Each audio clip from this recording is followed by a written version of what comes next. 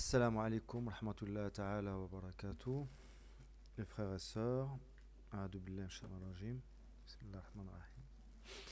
Donc, comme promis, je reviens vers vous pour une vidéo donc, sur les cieux et la terre, toujours dans le même thème, mais là, pour moi, c'est la plus grosse partie de ce sujet. Et après, je suivrai par la prochaine, ça sera sur le survivalisme et les musulmans. C'est un autre thème donc, que j'avais promis de traiter. Donc pour cette dernière partie des cieux à la terre, c'est vraiment le plus gros morceau pour moi. C'est aussi le plus délicat parce que c'est là où on va émettre des hypothèses. J'ai fait très très attention pour que d'éviter de dire des bêtises ou de trop extrapoler, etc. Parce que j'ai surtout, avant tout, peur d'Allah Azzawajal d'égarer des gens et que ça me revienne dessus. Donc j'ai été le plus prudent possible. Je me suis appuyé que sur le Coran et un peu et puis sur le bon sens, un peu sur la logique. Je me suis détaché donc de l'héliocentrisme complètement, hein, pour comprendre donc les versets.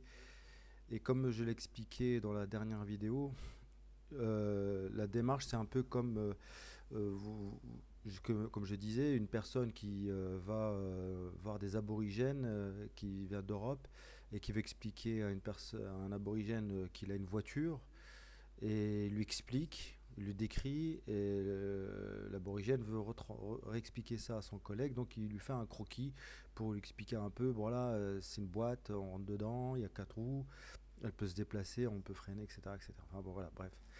Donc, je vais d'abord faire un rappel.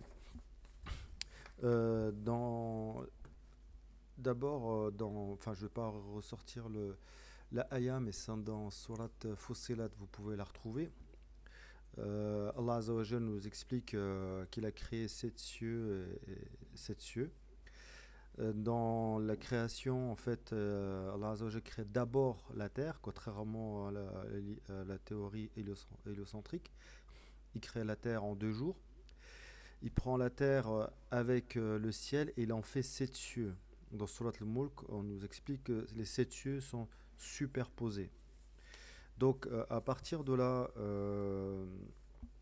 les 7 cieux qui sont superposés, c'est une nouvelle création, c'est un domaine. C'est un domaine de, que Allah Azza wa Jal a créé donc pour les hommes et les djinns. Euh, alors, pour moi, enfin, selon moi, les cieux et la terre, c'est une nouvelle création à partir donc de la terre et du ciel. C'est comme Allah Azza wa Jal nous dit qu'il y a des signes en nous et dans la nature, etc. Si vous prenez un corps humain, il est fait de 2 choses, d'un squelette, les os, la chair, et puis il est, on va dire, viabilisé par les artères, les veines, etc. Vous prenez un arbre, c'est pareil, il y a l'arbre, et il y a les feuilles, les fruits, et il y a la sève. Les cieux et la terre, c'est pareil. Allah Azza wa Jalla a pris la terre, il a pris le ciel, et il en a fait 7 cieux superposés, une nouvelle création. Donc il faut imaginer plutôt les 7 cieux comme, euh, comment dire, une création à partir du ciel et de la terre, comme un humain à partir des os et de la chair. Il en parle là, dans Surat Mu'minun, quand il dit que la alaqa elle devient un os et après il l'entoure de chair, etc.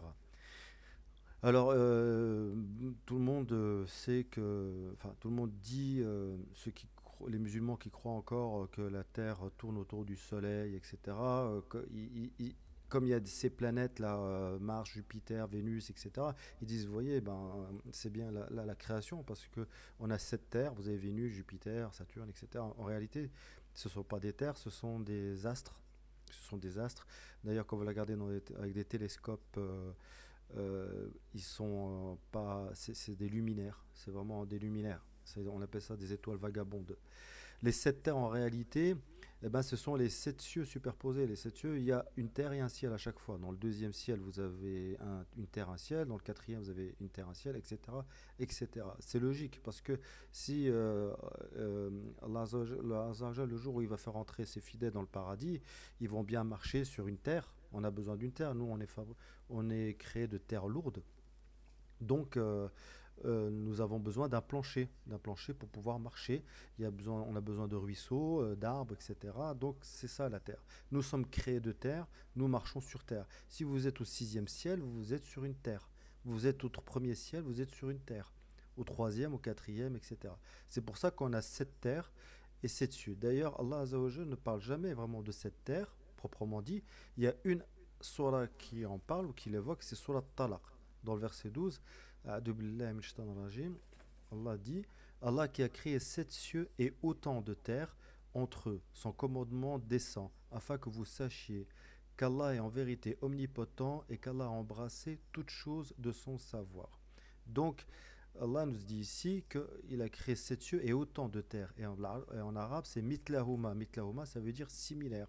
Voilà, c'est similaire. Un ciel, une terre. Un ciel, une terre, etc. Euh, tout ça, ça baigne dans la mer primordiale. Et Allah Azza wa Jalla dit que son trône est sur l'eau. D'accord. En soi, ça peut, c'est pas bizarre si vous voulez qu'on soit sur l'eau. Après tout, vous voyez bien le Titanic, hein, c'était une ville qui était sur l'eau. Quand vous êtes dans un bateau comme ça, vous sentez pas que vous tournez, vous sentez pas que vous vous déplacez. Vous avez une piscine, vous avez des magasins, vous pouvez jouer au tennis, vous pouvez faire vos courses, etc. Donc il faut imaginer que cette terre, elle est immense, un immense, immense paquebot. Wallahu a'lam. La Terre, c'est pas seulement cette boule bleue mensongère qu'on nous explique, c'est en fait comme je vous ai dit, faut voir ça plutôt comme un squelette qui est réparti en plusieurs étages et et dont la dunya est une partie, en fait une partie, mais qui est en dehors de ces sept cieux et cette terre.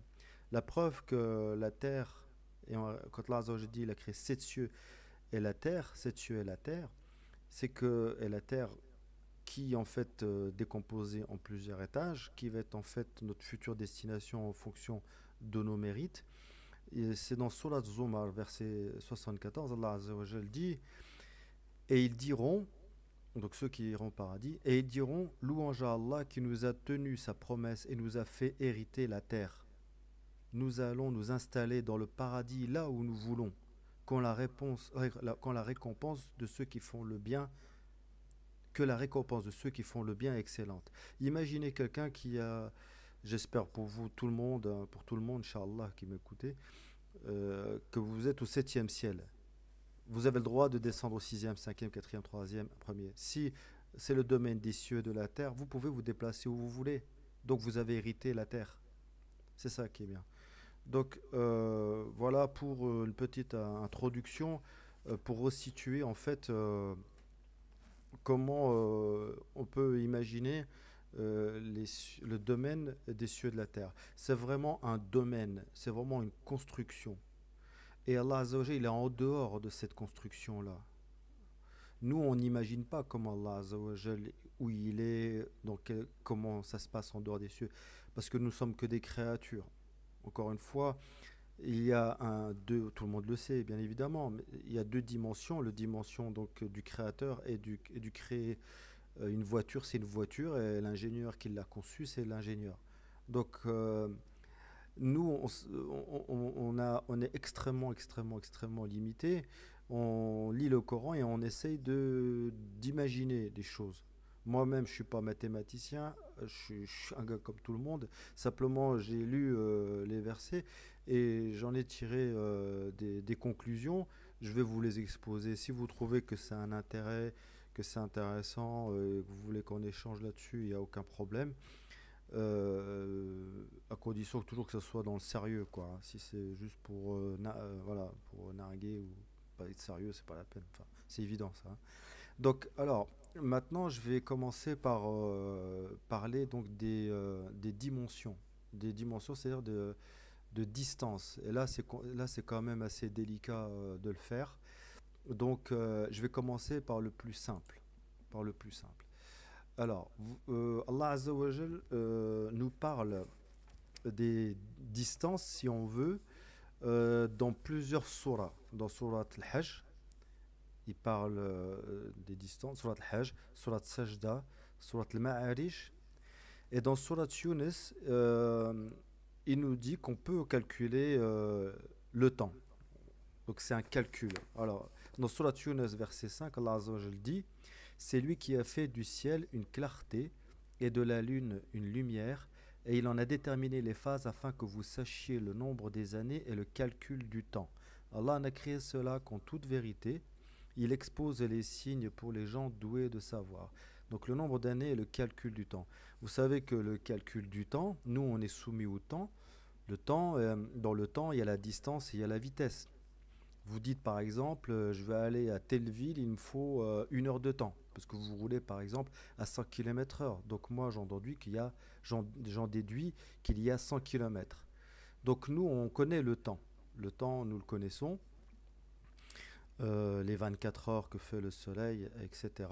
Nous avons aussi une idée du temps quand on se déplace en voiture, en chameau ou à pied. Donc, je vais commencer par le plus facile, on va dire, Surat, pas Sajda, Surat al-Ma'arij. Alors, dans Surat Ma'arij, Surat al-Ma'arij, il y a une petite erreur de frappe, mais ça c'est pas grave, donc c'est pas Sajda, hein, c'est Ma'arij. Ah, j'ai mis Surat Sajda, Surat Ma'arij. Pardon, excusez-moi, ça commence bien. Alors, je recommence. Où est-ce qu'elle est passée? Voilà, c'est lui, c'est que. Non. Oh là là, que fouillage.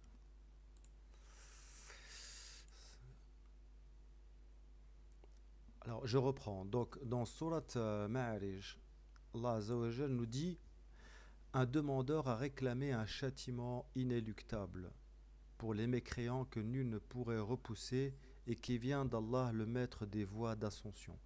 Les anges ainsi que l'esprit montent vers lui en un jour dont la durée est de 50 000 ans.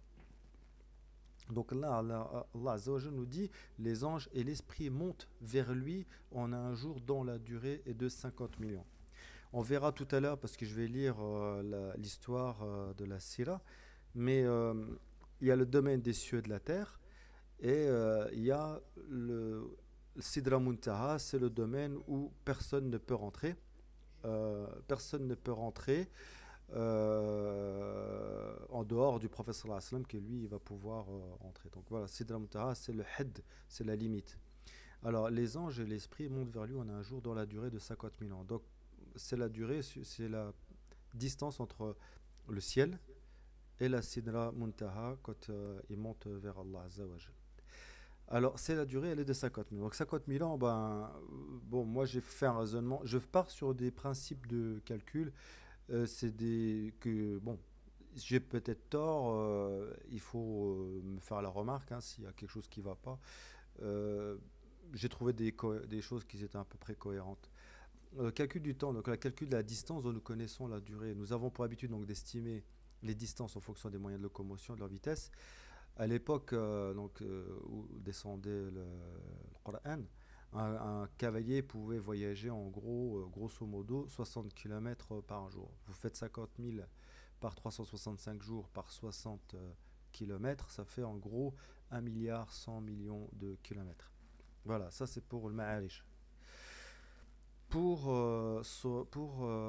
l'autre calcul qui est dans Surat Al-Hajj, Allah Azza wa Jal dit, donc je mets toujours le ayah entre celles d'avant et celles d'après, que ne voyage-t-il sur la terre afin d'avoir les cœurs, que ne voyage-t-il sur la terre afin d'avoir des cœurs pour comprendre et des oreilles pour entendre, car ce ne sont pas les yeux qui s'aveuglent, mais ce sont les cœurs dans les poitrines qui s'aveuglent. Et il te demande de hâter l'arrivée du châtiment. Jamais Allah ne manquera à sa promesse. Cependant, un jour auprès de ton Seigneur équivaut à 1000 ans de ce que vous comptez. Ce qui est important, c'est dans Surat Al-Ma'arij, Allah Azza wa Jal parle de durée. Franchement, ça c'est très très important de préciser. Quand dans Surat Al-Ma'arij, vous avez vu, il dit les anges ainsi que l'esprit montent vers lui en un jour dans la durée. Vous parlez de durée, de distance. Combien dure ton voyage? 1 mois, 2 semaines, 10 minutes, etc. Mais là, c'est pas pareil. Là, c'est un calcul. Là c'est un calcul. D'accord. et il te demande de hâter l'arrivée du châtiment, jamais Allah ne manquera sa promesse. Cependant, un jour auprès de ton Seigneur équivaut à 1000 ans de ce que vous comptez. Et également dans Surat Sajda, on retrouvera la même chose. Donc je vais rester ici pour l'instant, dans Surat Al-Hajj. Alors, moi j'ai fait le raisonnement suivant. C'est là où je prends des risques. Le calcul du temps et des distances. Surat Al-Hajj, j'ai fait des schémas, j'ai fait 4 schémas. Allah Azza wa Jal, donc je reviens à ce qu'il dit, ce qu'il disait. Cependant, un jour auprès de ton Seigneur équivaut à 1000 ans de ce que vous comptez. Alors, imaginons donc notre domaine à nous, c'est ce qui est en blanc. Alors, je vais mettre comme ça, vous allez voir la souris. Donc ici, ce que vous voyez en blanc, le disque blanc là, c'est notre domaine, c'est le domaine du vivant chez nous. Le cercle intérieur intermédiaire, c'est le soleil qui tourne en 24 heures. Je l'ai positionné en équinoxe. Et puis au milieu, vous avez le pôle Nord. Donc le soleil qui tourne, lui, bah, imaginez qu'en fait, tout simplement, cette terre-là, c'est une grande banquise. Le soleil, lui, fait fondre la glace. Donc lui, quand il tourne, le soleil, quand il s'approche du pôle Nord ou qu'il se rapproche du pôle Sud, en fait, il tourne et c'est le domaine du vivant. Voilà. Il y a les terres, il y a les océans, etc. Ça, c'est notre domaine à nous. Comment est ce domaine? Eh bien, c'est un domaine de 24 heures. Et comment il est, et en distance? Eh bien, en fait, tout simplement, euh, le- la circonférence, c'est 40 000 km. À savoir que la Terre plate ou Terre ronde, c'est la même chose, simplement la Terre ronde, ils en ont fait une boule, et la Terre plate, bah, vous l'aplatissez. Hein, tout simplement, l'équateur, c'est le même, et les distances, c'est les mêmes. Ils sont obligés de faire, on est obligé de faire comme ça, ils sont obligés de faire comme ça, parce que les gens se déplacent en avion, ils se téléphonent, bref, c'est une déformation spatiale, mais les distances sont à peu près respectées. Donc 40 000 km de circonférence, ça fait un diamètre de 12 500 km hein, pour le disque de la planète. En terre ronde, bah, ça serait l'équivalent donc de la distance de l'équateur. Alors nous, on dirait, quelqu'un qui est en dehors du domaine, il va dire, ben vous, votre monde à vous, c'est 24 heures, ça correspond à 12 500 km de diamètre. Maintenant, vous avez le cas qui est à droite. Une personne va dire, eh ben, un jour chez nous, c'est l'équivalent de 10 jours terrestres. Alors j'ai mis, j'aurais dû préciser, un jour égale 24 heures, d'accord? Soit un JT, je l'ai appelé JT, c'est-à-dire jour terrestre pour nous, égale 24 heures. Maintenant, dans le schéma de droite, on va dire un jour égale, donc un jour, imaginez quelqu'un qui habite au-delà de notre monde, hein, il dit ben, un jour chez nous, c'est l'équivalent de 10 jours chez vous, 10 GT. Alors vous prenez 12 500 km et puis vous le multipliez par 10. C'est logique parce que le soleil qui tourne en 24 heures chez nous, si vous multipliez par 10, eh ben, il va mettre 10 fois plus de temps, 10 fois plus de temps, donc ça veut dire que le diamètre, il est plus grand de 10. Voilà. Là, il y a une relation entre la durée et la distance, parce que la vitesse, elle ne change pas. On ne la change pas, la vitesse. Hein. C'est très important. Donc, un jour est égal à 10 JT. Il y a une autre créature d'un monde extraterrestre qui vient nous voir et nous dit, ben, un jour chez nous, c'est l'équivalent de 365 JT chez vous, jour terrestre chez vous. Donc, vous prenez la calculatrice, 365, donc multiplié par notre diamètre, et ça donne notre monde, leur monde à eux. Hein, ils vont dire, nous, notre Soleil, il met une année pour faire un tour. Donc s'il met une année à la vitesse que fait notre Soleil, 1666 km/h, etc., eh ben, il va mettre 365 jours. Vous pouvez en déduire donc le diamètre, qui va faire en gros 4 562 500. Alors, un autre extraterrestre qui, lui, est en dehors du domaine qui est au-delà hein, de tout ça, de notre monde à nous encore, il va dire non, moi, un jour chez moi, c'est 365 000 JT, soit un jour égal à 1000 ans. Donc vous prenez toujours 12 500 multiplié par 365 000, ça donne 4 562 500 000 kilomètres. Donc au-delà de ces 4 500 000 on va dire, on sort de notre domaine des cieux et de la terre. On est en dehors de la création du domaine des cieux et de la terre. C'est ça qui est extrêmement important de comprendre. Là, on a une distance où en gros la base du domaine. N'oubliez pas que dans la vidéo précédente, on avait parlé du ciel. Allah Azza wa Jal disait qu'il parlait du ciel et il donnait l'exemple du chameau. Il disait qu'il fallait considérer le chameau, la montagne, et il dit aussi qu'il a élevé bien haut sa voûte, hein, donc le ciel. Donc en gros, le ciel, c'est un peu comme le dos de chameau, comme la montagne. C'est quelque chose qui est en forme de voûte. Une voûte, elle a une base. Voilà, elle a une base. Et les cieux et la terre sont immenses. D'accord. Alors, je reviens à mon schéma. Donc, on vient de trouver la deuxième distance. Pour moi, la deuxième distance qu'il fallait trouver, c'était donc les 4 milliards 500 millions de kilomètres de la base. Dans Surat Sajda, donc ça c'était Surat Al-Hajj. Dans Surat Sajda, Allah Azza wa Jal nous reparle une deuxième fois, c'est que dans deux fois dans le Coran, dans le Hajj et dans Surat Sajda, il nous reparle de un jour équivalent à 1000 ans. A'udhu billahi minash shaitanir rajim. Allah qui a créé en 6 jours les cieux et la terre et ce qui est entre eux. Ensuite, il s'est établi, istawa sur le trône. Vous n'avez en dehors de lui ni allié, ni intercesseur, ne vous rappelez-vous donc pas. Du ciel à la terre, il administre l'affaire, laquelle ensuite monte vers lui en un jour équivalent à 1000 ans de votre calcul. C'est lui le connaisseur des mondes, inconnu et visible, le puissant, le miséricordieux. Donc je recommence pour la deuxième verset. Du ciel à la terre, il administre l'affaire. Donc du ciel à la terre, il administre l'affaire. Donc il faut imaginer que les anges, Jibril, etc., ils sont au sommet du ciel, ils sont au-dessus du ciel, ils sont au-dessus, ils descendent, ils administrent l'affaire, tous les étages, ils transmettent l'information aux anges jusqu'en bas, laquelle elle arrive sur terre, l'information est diffusée, laquelle ensuite monte vers lui, elle remonte vers lui, donc vers Allah Azza wa Jal, en un jour, équivalent à 1000 ans de votre calcul. Donc Allah Azza wa Jal revient sur le calcul. Très important. Durée, il le dit que dans Ma'arij. Là, c'est du calcul. Voilà, la multiplication. Donc, en un jour équivalent à 1000 ans. Donc, on va reprendre encore 4 milliards 500 millions de kilomètres. Alors, à partir de là, moi, j'ai collecté toutes ces informations-là et j'ai fait un petit schéma. Attention, c'est un schéma, n'allez pas dire que je dessine les cieux et la terre, etc. C'est du schéma, c'est la voiture de l'occidental qui était décrite qui était décrite aux aborigènes. Moi, je vais vous dire une chose aussi, c'est que regardez, ça c'est du dessin informatique. Alors après, le seuil, c'est la foi. Soit vous croyez que ça c'est vrai, que tout ce que disent ces satanistes, parce que faites vos recherches, c'est pas ça, ça n'existe pas tout ça. On l'a démontré dans les autres vidéos, c'est expliqué, enfin bref, je ne vais pas refaire la vidéo une deuxième fois.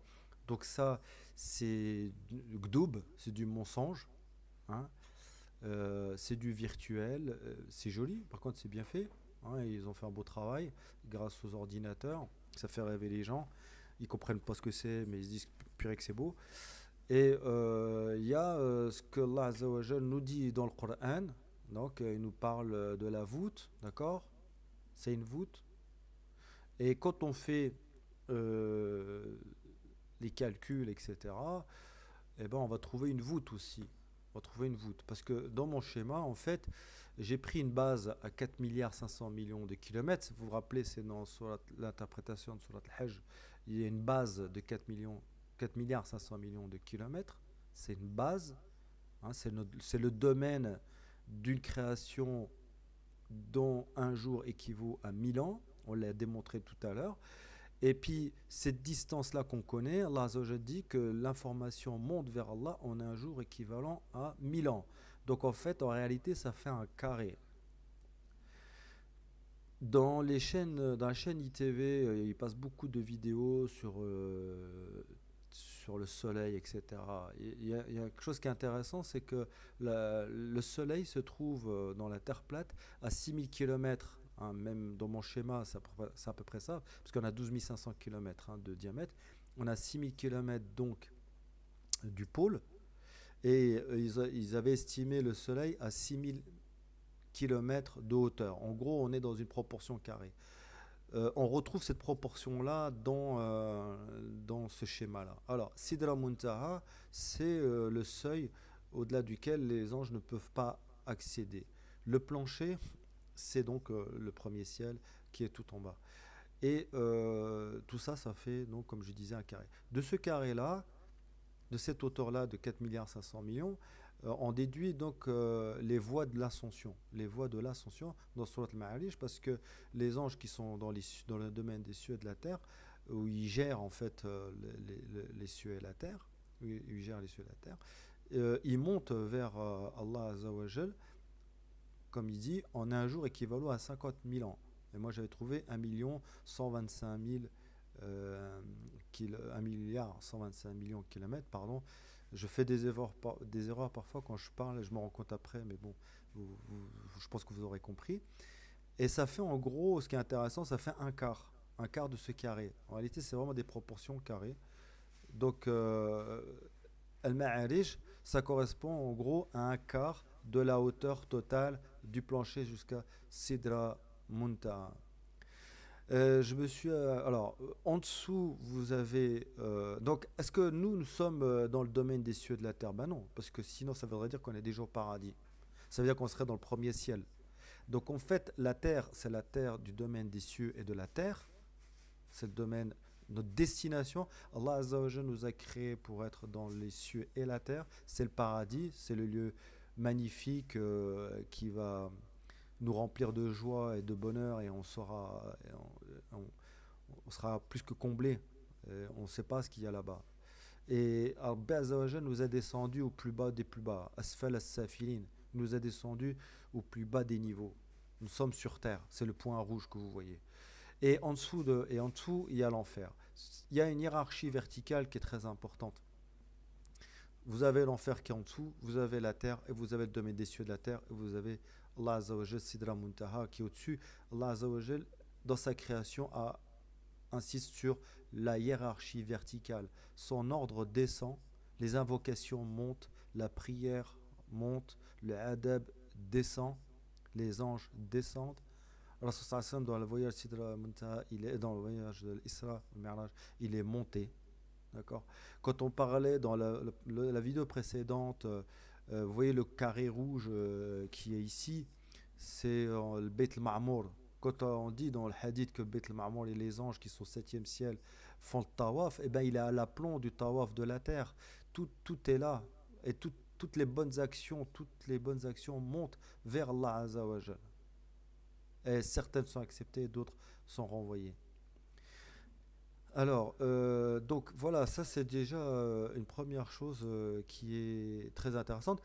À moi, une image un peu, ça vaut ce que ça vaut. Il faut imaginer que nous, on doit rentrer dans un immeuble magnifique qui fait 7 niveaux, et nous, on est au rez-de-chaussée. On ne sait pas si on va aller au premier, si on va aller au 2 ou au septième, ou si Rabbi Azza wa Jalla va nous faire descendre en enfer dans les 7 niveaux du sous-sol. Il faut imaginer un immeuble, vous êtes au rez-de-chaussée, en ce moment on est dans le hall d'accueil, soit on descend dans les 7 niveaux les plus bas de l'enfer, soit on monte vers les 7 niveaux du paradis. Quelque chose de cohérent dans le domaine des cieux et de la terre, c'est que la base elle est large. Pourquoi? Parce que Allah dit dans Surat al-Waqi'a que comment dire, Ashab al-Yamin, il y en aura beaucoup au début, il y en aura beaucoup à la fin, donc il y en aura toujours, ils seront toujours nombreux. Sabiqoun, les plus rapprochés, seront peu nombreux. Et ce sera ceux qui mériteront donc les niveaux au-dessus. Et ceux qui mériteront le septième ciel seront aussi très peu nombreux. C'est pour ça qu'en fait on a cette forme en voûte ou en pyramide. Et d'ailleurs, elle rappelle bien évidemment hein, la voûte. D'accord. Elle rappelle la voûte. Et la clé de voûte, ce qu'on appelle la clé de voûte, eh ben c'est là où il y a les anges qui font le tawaf, etc. Ça ressemble à une montagne, d'accord. ça ressemble à un dos de chameau. Ok? Et bien dans Surat Khashia, c'est ce qu'Allah Azza wa Jal dit. Ne considère-t-il donc pas les chameaux comment ils ont été créés, et le ciel comment il est élevé, et les montagnes comment elles sont dressées.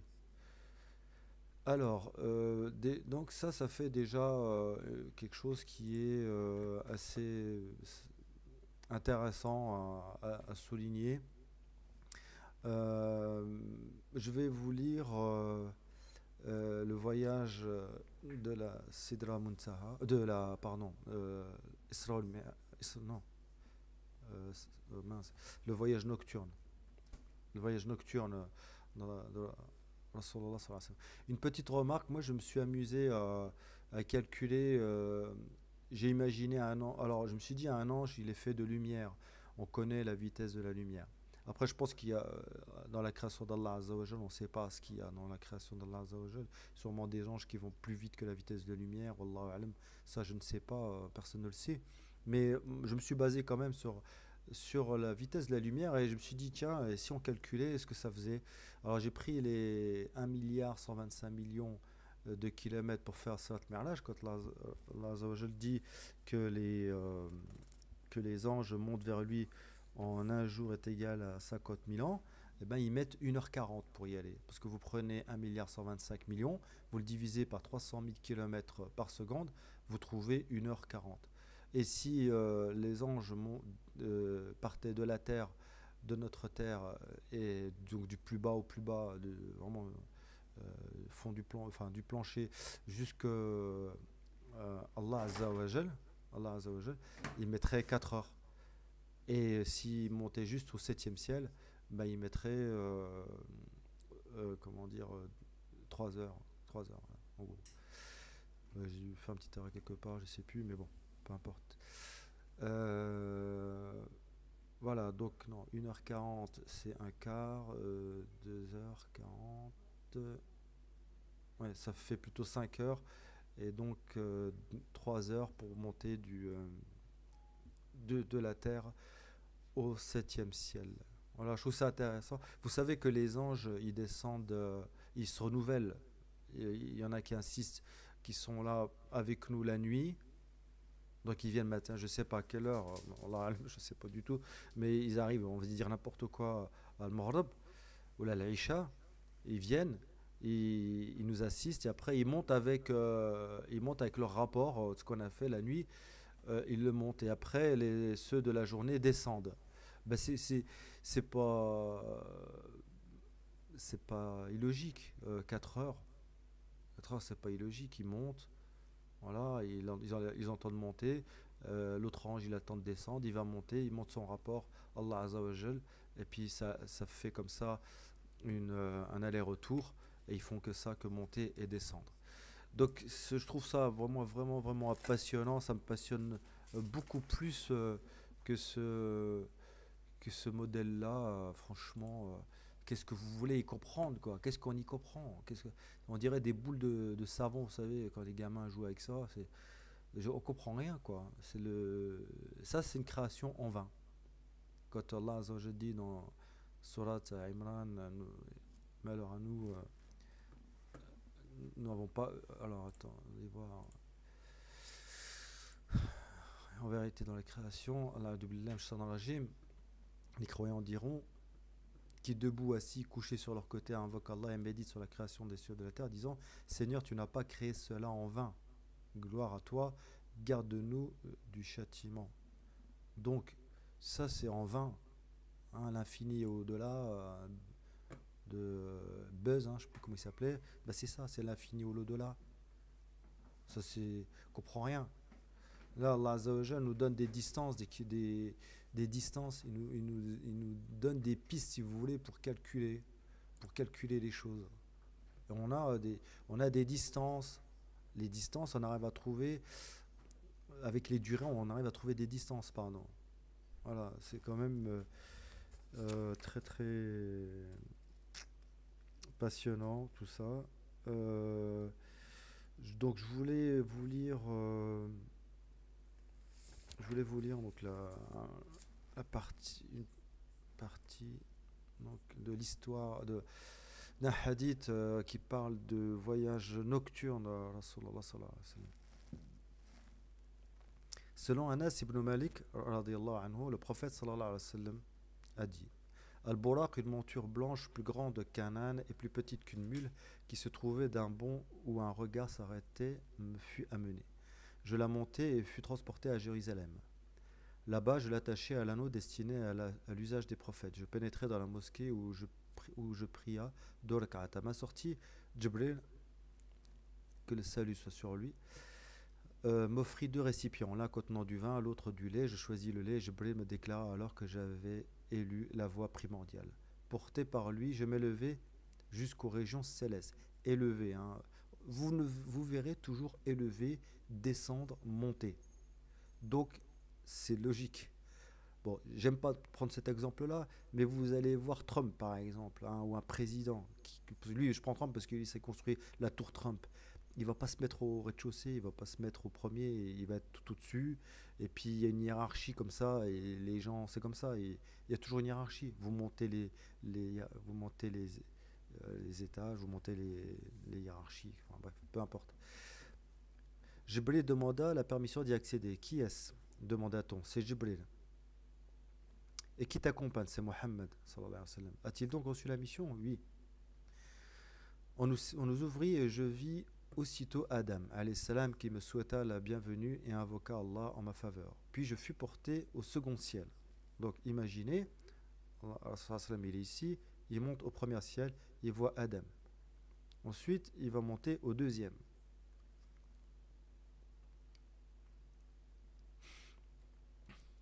Alors, il monte au deuxième.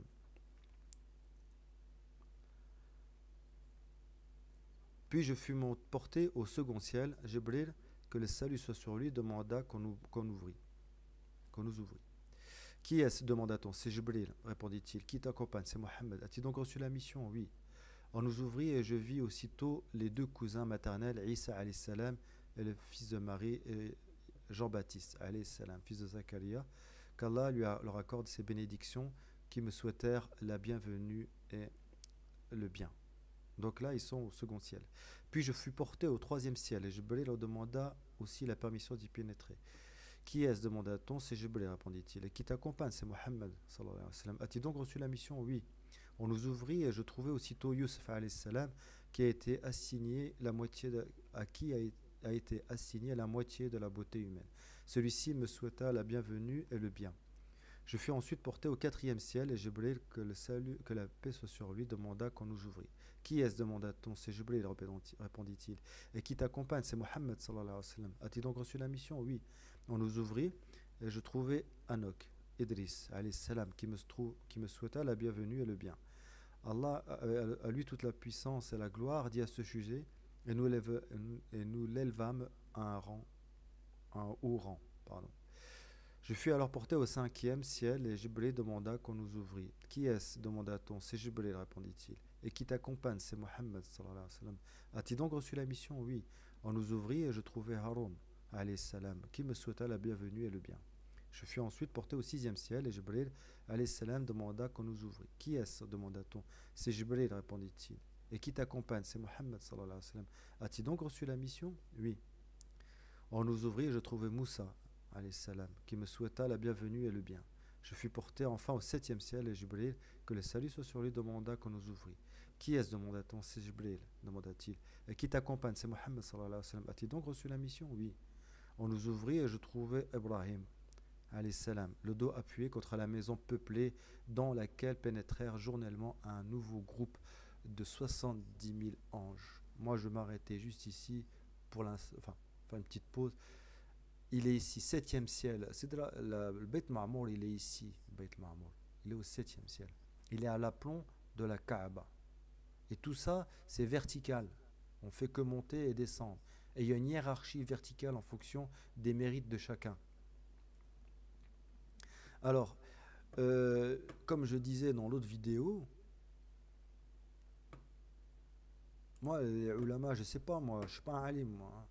Mais comment, elle est où dans le schéma là du bas en bas à droite, comment ça se passe? Comment ça se passe comment ça se passe? le Beit Ma'mour qui a l'aplomb, qui est au-dessus. Comment ça se passe? Le Beit Ma'mour, il est supérieur à notre Kaaba, donc elle doit être au-dessus. Donc il y a une hiérarchie verticale. Il n'y a pas. Il n'y a pas. D'accord?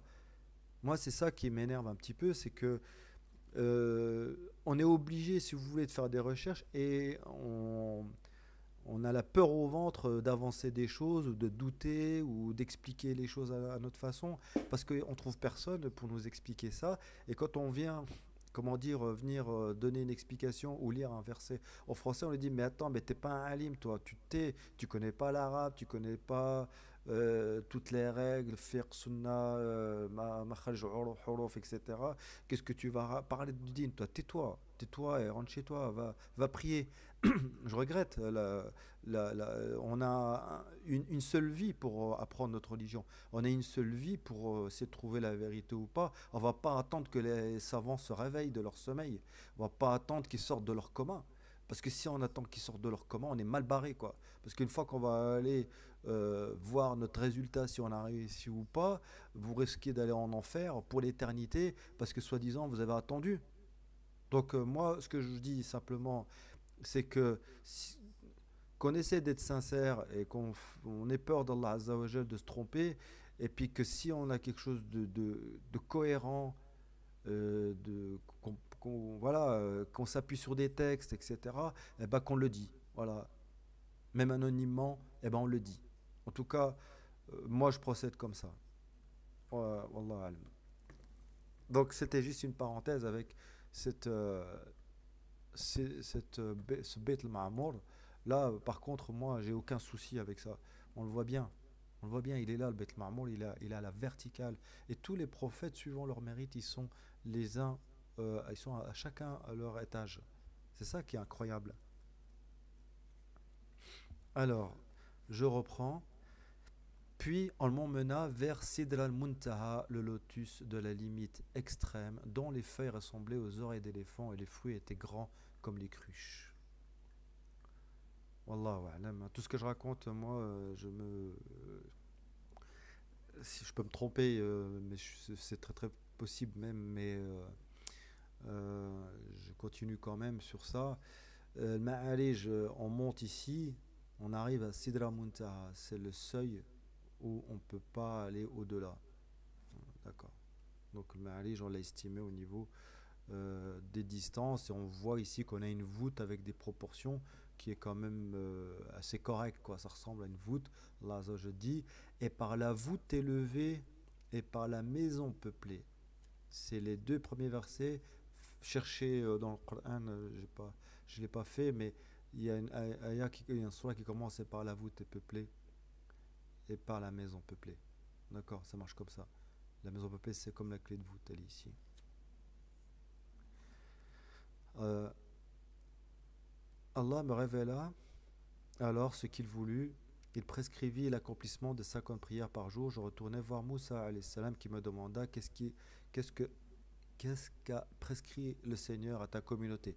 Une cinquantaine de prières, lui dis-je. Retourne à ton Seigneur et demande-lui la réduction de ce nombre, car ta communauté ne supportera point cette prescription. Je connais bien les Israélites, je les avais mis à l'épreuve et je m'étais employé à les ramener sur la bonne voie. Le prophète poursuivit, je retournai à mon Seigneur et je lui demandai de réduire le nombre de prières pour la faveur de ma communauté. Puis il m'exauça en les amoindrissant de 5 prières. J'allais ensuite trouver Moussa alayhi salam pour lui informer de la réduction des 5 prières. Toutefois, il me répéta, retourne à ton Seigneur et demande-lui la réduction de ce nombre, car ta communauté ne le supportera point. Je ne cessai alors, Moussa, de faire la navette entre mon Seigneur, à lui la puissance et la gloire, et Moussa alayhi salam, pour demander plus de réduction encore, jusqu'à ce qu'Allah me décréta, ô Mohammed, je te prescris irrévocablement 5 prières jour et nuit, dont chacune équivaut à 10. Cela fait alors 50. Vous voyez, c'est ce qu'il dit, il fait la navette. C'est de la mouta ici, il revient dans le domaine des cieux de la terre. Il fait des allers-retours. Il va, il discute avec Allah Azza wa Jal. Allah Azza wa Jal lui dit de faire tant de prières, il descend. Il va voir Moussa. Moussa lui dit, va lui demander qui te, etc. Donc dans le hadith, il y a un hadith plus complet où il dit il va voir Moussa, il va voir Ibrahim, il va voir Issa, etc. etc. Donc là, ce schéma-là, en fait, il vous permet, subhanallah, de visualiser le Coran, de visualiser les hadiths, de tout. Vous avez comme un puzzle, là, vous commencez à mettre les pièces au bon endroit, puis vous commencez à avoir une image. C'est ça qui est extraordinaire. Et c'est ce que vous aurez jamais, jamais, jamais, jamais avec, avec ça. Avec ça. Jamais. Vous l'aurez jamais, cette image-là. Une petite anecdote, il y avait une chaîne de Jamal Moumin où il présentait le Mahdi. Moi, a priori, Alhamdoulilah, pour le mois là, mais bon, a priori, moi je suis ouvert d'esprit. Moi, demain, il y en a un, il me dit je suis le Mahdi, tout ça, je vais discuter, d'accord, comment ça se passe, qu'est-ce qu'il y a, voilà.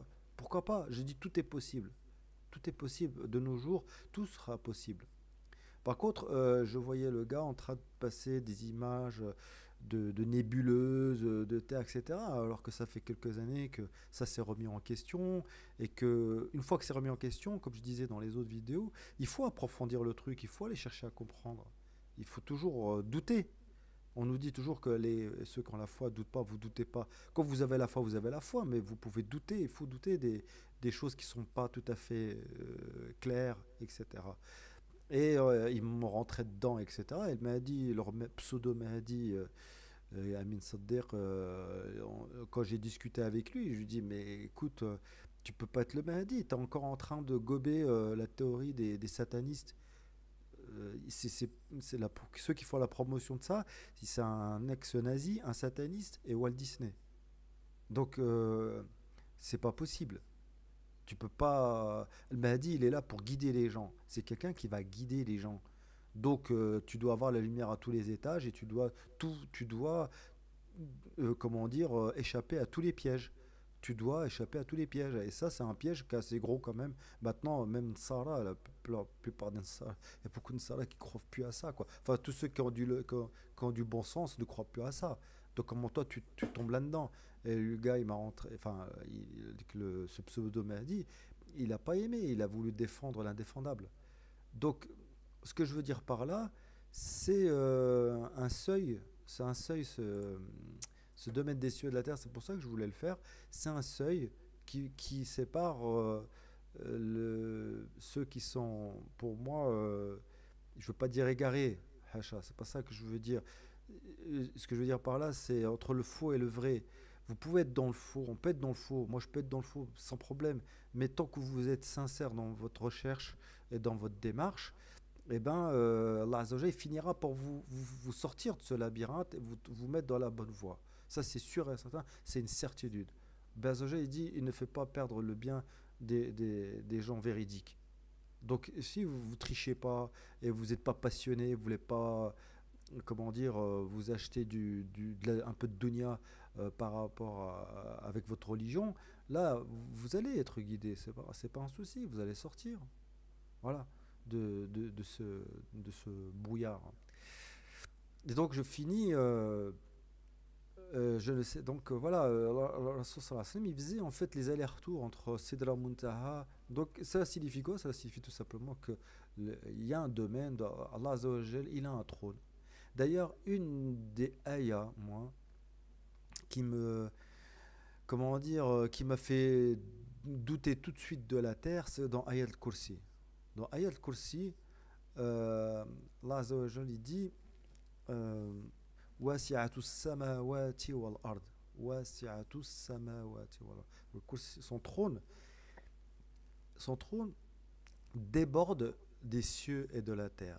Déborde des cieux et de la terre. Comment une petite planète, hein, qui va être comme un atome, hein, par rapport à ces milliards de kilomètres que je suis en train de dire, comment le trône d'Allah peut déborder une planète Terre qui est comme ça, hein, qui est comme ça, qui est microscopique, en réalité, qui est un atome dans dans l'univers.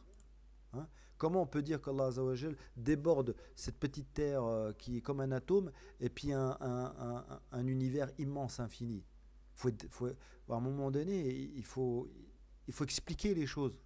À un moment donné, il faut arrêter de dire n'importe quoi. Moi, un alim qui me dit ça, il me dit c'est pas comme ça, ben, je lui dis, ben, explique-moi comment le trône d'Allah déborde. Comment tu débordes? Comment tu débordes ton tissu à la terre, les cieux à la terre. Si c'est la terre, c'est la petite boule microscopique qui est grosse comme un atome. Et le ciel, il est large, il fait des années-lumière. Comment je déborde ça, puis la petite terre? Faut arrêter. Faut arrêter d'être tordu comme ça. Faut arrêter. Faut m'expliquer. Par contre, là, c'est logique. Vous avez le domaine des cieux et de la terre, c'est cette voûte qu'elle a. Sidra Munta, elle est là, elle a une certaine distance. Allah, Rasul sallam, il a fait les allers-retours.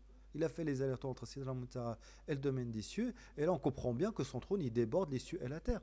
Parce que les cieux et la terre, c'est un seul et même chose. C'est comme un corps humain. Vous prenez un corps humain, il y a autant d'os que de chair. Voilà.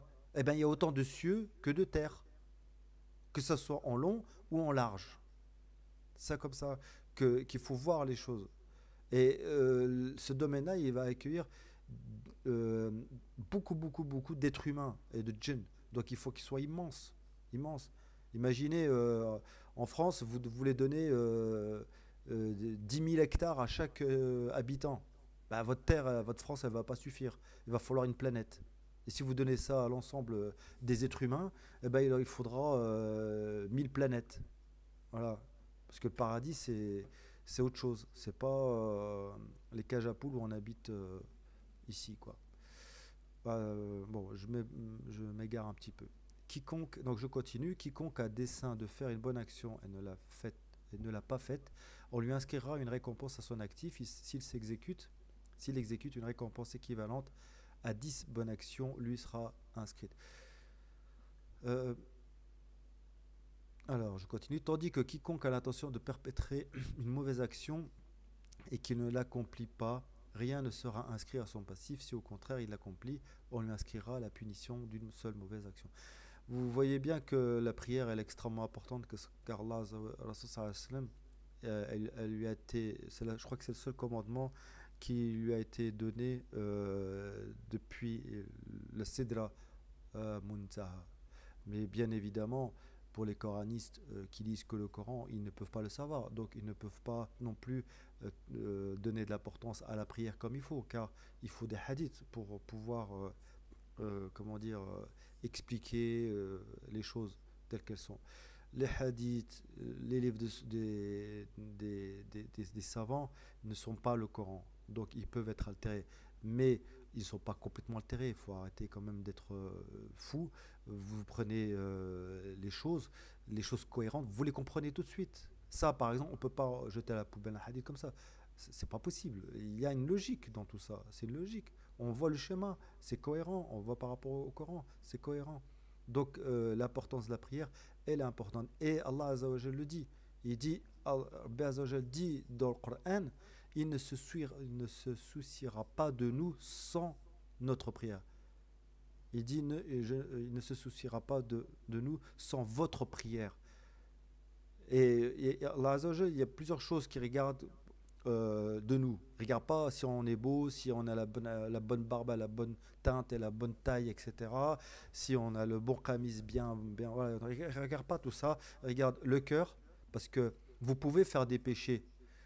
Par exemple, vous faites un péché, mais vous en êtes dégoûté, vous vous endormez pas la nuit, vous demandez à Allah Azza wa Jal de vous en débarrasser. Moi, je vais prendre un cas extrait, vous prenez un gars qui boit, par exemple. Quelqu'un qui boit, mais qui prie. Mais il est dégoûté de boire. Il est dégoûté. Mais il est pris par ça. Vous ne pouvez rien faire. C'est quelqu'un, c'est maladif. Je fais une parenthèse. Je vais être un peu long sur cette vidéo, mais c'est pas grave. Parce que je vais la faire peut-être en deux fois. Vous savez, une fois, j'ai écouté un prédicateur du bled comme ça. J'ai beaucoup aimé. Des fois, ils ont des trucs assez vrais. Il me disait, tu vois,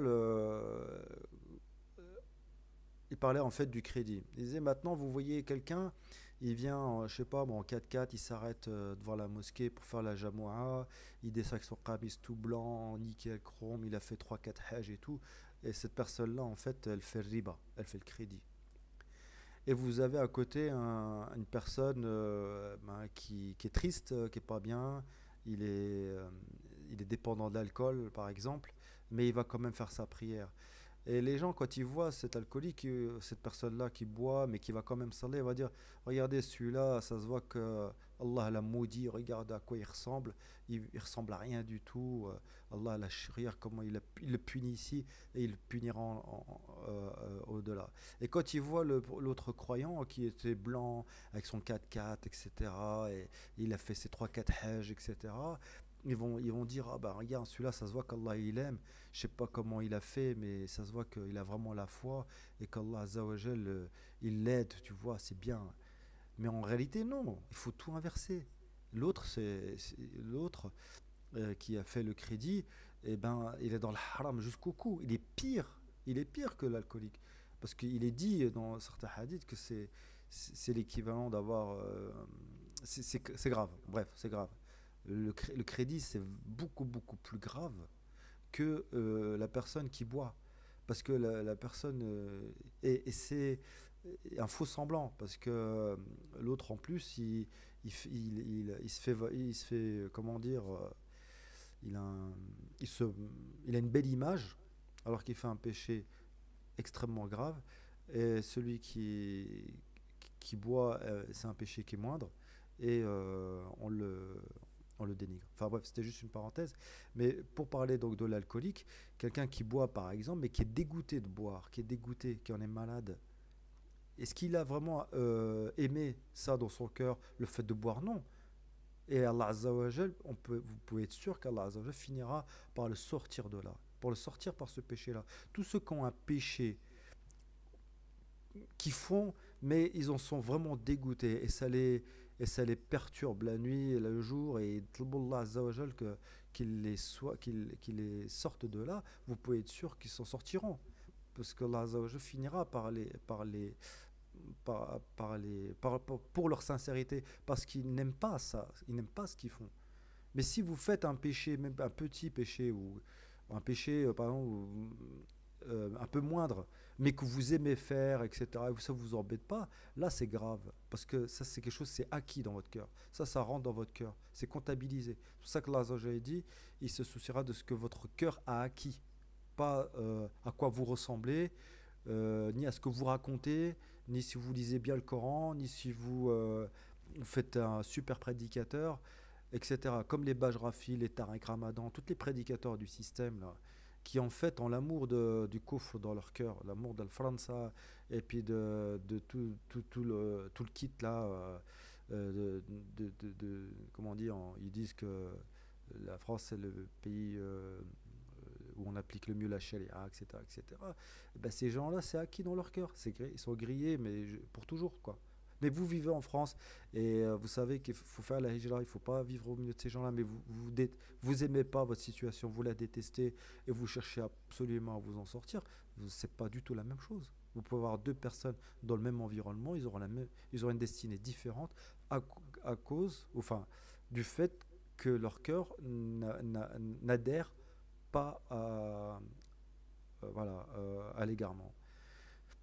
C'était juste. Donc, j'ai parlé de ça parce que j'ai parlé de la prière avant. Et la prière, Allah Azza dit, il ne se souciera pas de nous sans notre prière. La prière, elle est extrêmement importante. C'est pour ça que Rasul sallallahu alayhi wa sallam, il a reçu l'ordre depuis la Sidra Muntaha. Je finis rapidement, je crois que c'est fini. Voilà, je finis le hadith, il est terminé. Voilà, j'ai été un petit peu long. Je sais pas, je crois que je la posterai soit une fois, soit en deux parties. S'il y a des remarques de votre part, eh ben, je ferai des petites vidéos complémentaires. Mais pour les prochaines, je vais enfin, aborder donc comment dire, la prise en charge des musulmans. euh, donc ce que je disais tout à l'heure, c'est la survivalisme et puis comment dire, survivalisme par rapport aux événements qui vont arriver, parce que ça va pas être beau dans les prochains jours, ça c'est sûr. Je pense qu'il faut pas être Nostradamus pour le deviner ça, ou alors il faut être complètement aveugle et sourd et muet. Et donc et puis la hijra. Voilà. Wassalamu alaikum wa rahmatullahi ta'ala wa barakatuh. Mes frères et sœurs, portez-vous bien et à la prochaine. Salam alaikum.